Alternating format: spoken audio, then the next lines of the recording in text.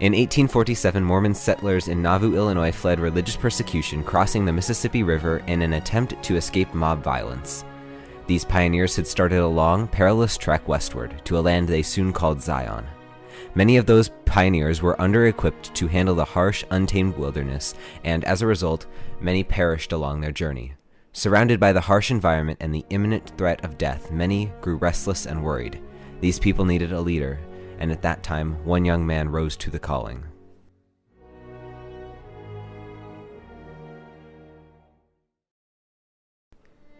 Brigham Young was born in 1801 in Vermont and later moved to New York, where he spent most of his childhood. He attended a very little school and was roughly educated by his mother, Nabby Howe Young.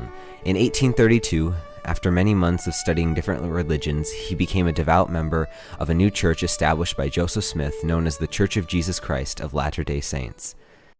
The years after Brigham Young joined the Mormon Church were difficult ones for its members.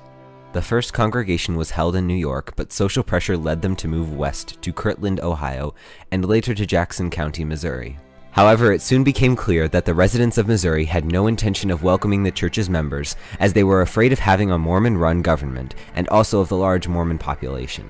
The heat of opposition accumulated in the extermination order signed by Governor Boggs. He was critical of the Mormon settlers and was sympathetic to the mobs who disdained them. Boggs wrote in the document that the Mormons must be treated as enemies and must be exterminated or driven from the state if necessary for the public good.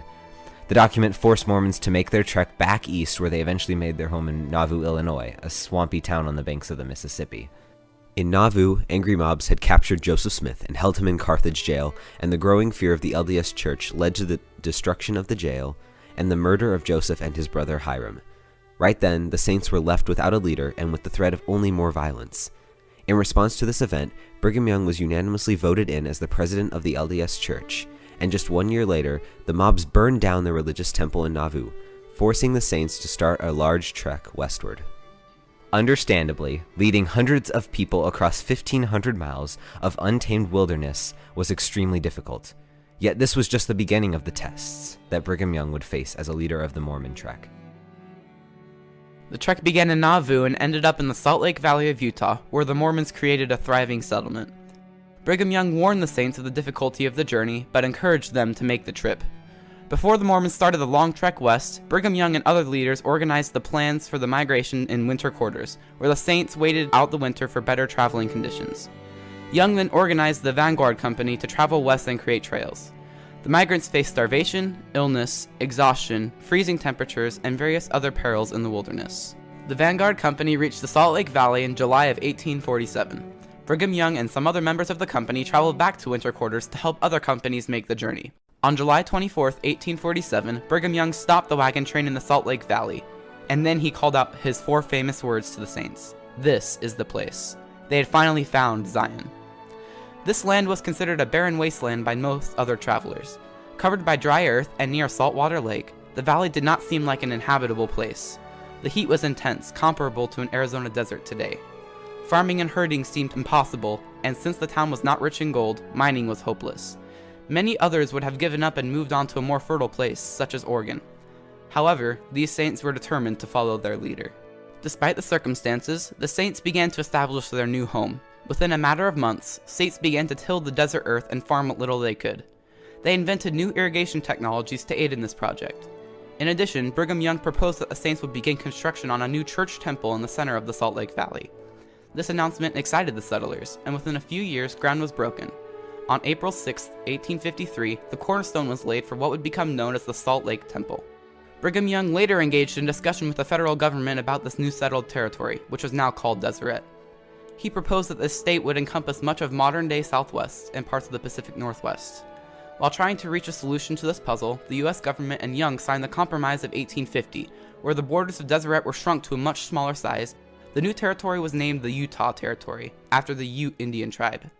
Later, due to fears over the growing Mormon Church, the federal government forced him to give up governorship to another, non-member politician. Soon, a productive town rose from the ashes of the desert they lived in. Brigham Young's Beehive House, where he resided, became a symbol of hard work to the Mormons in the territory.